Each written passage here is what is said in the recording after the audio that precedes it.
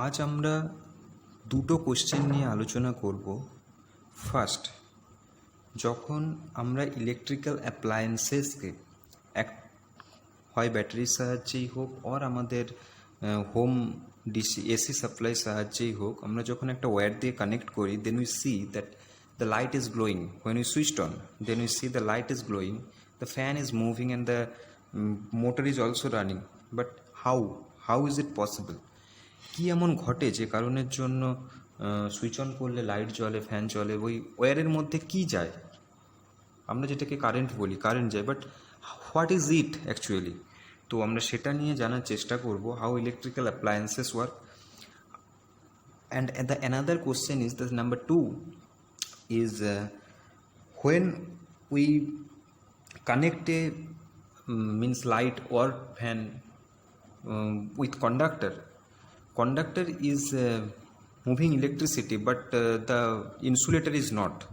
Means why conductor, why not insulator?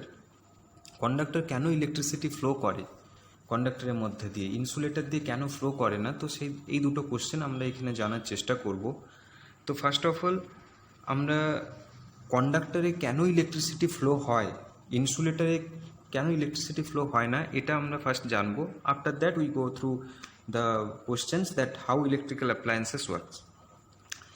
First of all, যখন কন্ডাক্টরে বা ইনসুলেটরে these all substances are made up of atoms.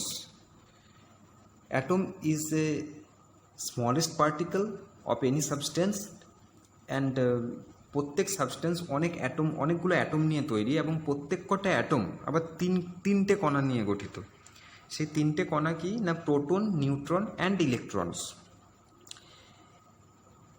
Proton and neutrons are positive charge. proton has positive charge, neutron has neutral atom, এর কোনো charge থাকে না, এটি চার্জবিহীন কণা, এবং electron হচ্ছে নেগেটিভ চার্জ. এর মধ্যে প্রোটন অ্যান্ড নিউট্রন এই দুটো কণা নিউক্লিয়াসে অবস্থান করে. নিউক্লিয়াস ইজ দ্য সেন্টারের মধ্যে যে দুটো কণা ঘুরছে এখানে তোমরা দেখতে পাচ্ছ, সেগুলো হচ্ছে নিউক্লিয়াস. এইটাকে নিউক্লিয়াস বলি. এখানে প্রোটন অ্যান্ড নিউট্রন থাকে, এবং তাদের অরবিটে, তাদের এই দুটোকে কেন্দ্র করে তাদের কক্ষপথে ইলেকট্রন ইজ মুভিং. দেন এই কক্ষে যে ইলেকট্রনগুলো ঘোরে, কিভাবে ঘুরছে, তারা কেন কক্ষপথ ছেড়ে বেরিয়ে যাচ্ছে না, বা একটা ইলেকট্রনের সঙ্গে অন্য ইলেকট্রন অ্যাটাচ হচ্ছে না? The proton is positive charge and the electron is negative charge. So we know that positive charge and negative charge attract each other, means দুজনকে আকর্ষণ করে. তাই এই ইলেকট্রনগুলো পজিটিভ চার্জ নিউক্লিয়াসে একটা অ্যাট্রাকশন করছে, আকর্ষণ করছে. সেই আকর্ষণের জন্য তারা কক্ষপথ ছেড়ে বেরিয়ে যাচ্ছে না, ছিটকে বেরিয়ে যাচ্ছে না. একটা সেন্ট্রিফিউগাল ফোর্স কাজ করছে ইলেকট্রনগুলোতে, সো তাই তারা আবর্তন করতে পারছে. এবং এই দুটো ইলেকট্রন কখনো একে অপরকে টাচ করছে না. তার কারণ হলো নেগেটিভ চার্জ, বোথ আর নেগেটিভ চার্জ. এবং আমরা জানি একই চার্জ রিপিলস ইচ আদার, মিনস বিকর্ষণ করে. তাই দুটো ইলেকট্রন কখনো কেউ কাউকে টাচ করছে না, এবং তারা সবাই নিজের কক্ষপথে মুভ করছে. এবার আমরা দেখতে পাচ্ছি এখানে অনেক কটা কক্ষপথ আছে. প্রত্যেক কটা কক্ষপথে কিন্তু একই ইলেকট্রন নেই. ফার্স্ট কক্ষপথে দেখছি দুটো ইলেকট্রন ঘুরছে, সেকেন্ড কক্ষপথে দেখছি আবার তার চেয়ে বেশি ইলেকট্রন আছে, তারপরে কক্ষপথে আরও বেশি ইলেকট্রন আছে. তাহলে এগুলো কেন, এরকম কেন হয়? তো এটা একটা ফর্মুলার ওপর ডিপেন্ড করে. To determine the maximum number of electrons that can occupy an energy level using the formula হচ্ছে 2n². N means number of energy level, number of first energy লেভেলে n equal to 1, second energy লেভেলে n equal to 2. এভাবে 2n² ফর্মুলাতে আমরা দেখতে পাচ্ছি যে first energy লেভেলে দুটো ইলেকট্রন আছে, সেকেন্ড এনার্জি লেভেলে 8টি ইলেকট্রন আছে. এগুলো আমরা বোর অ্যাটমিক স্ট্রাকচার থেকে জানতে পারি. বোর অ্যাটমিক স্ট্রাকচারে আরেকটা যেটা আছে সেটা হলো সবচেয়ে আউটার মোস্ট অরবিটে ম্যাক্সিমাম 8টি ইলেকট্রন থাকতে পারে, তার বেশি ইলেকট্রন থাকতে পারে না.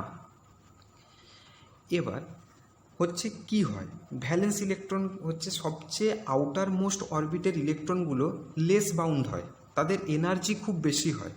যখনই আমরা নিউক্লিয়াসের পাশের যে কক্ষপথ আছে সেই কক্ষপথের যে ইলেকট্রনগুলো ঘুরছে তাদের এনার্জি খুব কম, এবং যখনই তাদের ডিস্টেন্স বাড়ছে, যখনই তারা দূরের কক্ষপথের দিকে যাচ্ছে, তখন তাদের এনার্জি লেভেলটা ইনক্রিজ করছে। এবং সবচেয়ে বাইরের কক্ষপথের ইলেকট্রনগুলোকে আমরা ভ্যালেন্স ইলেকট্রন বলে জানি। এই ইলেকট্রনগুলো এনার্জি লেভেল খুব বেশি হয়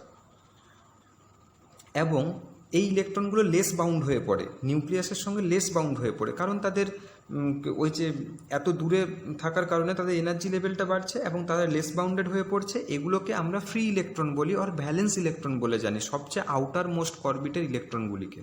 এখানে ম্যাক্সিমাম 8টি ইলেকট্রন থাকতে পারে এবং এই ভ্যালেন্স ইলেকট্রনগুলি একমাত্র কন্ডাক্টরে যে ইলেকট্রিসিটি ফ্লো হয় সেই ইলেকট্রিসিটি ফ্লোতে মুখ্য ভূমিকা পালন করে।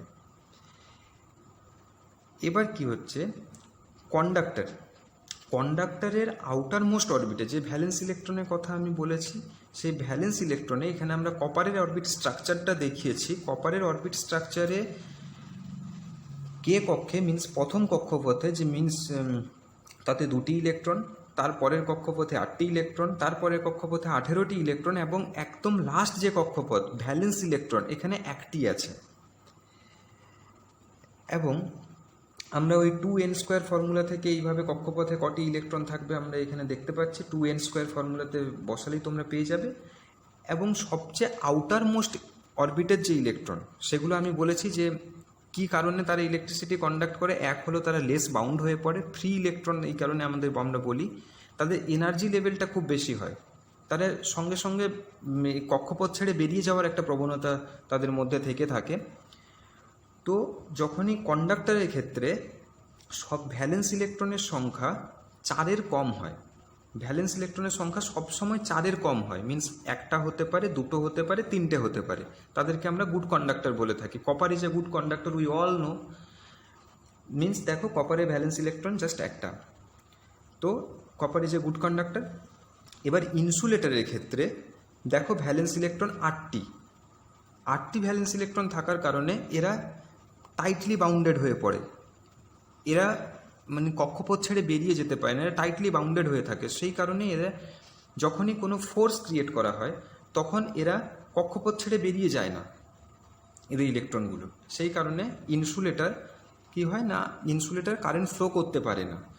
যখন আমরা ইলেকট্রিক্যাল অ্যাপ্লায়েন্সেস যখন আমরা সুইচ অন করি, তখন আমরা কন্ডাক্টরের অ্যাক্রসে একটা battery or any AC supply, যখন আমরা একটা ভোল্টেজ ক্রিয়েট করছি, voltage is nothing but A electrical force.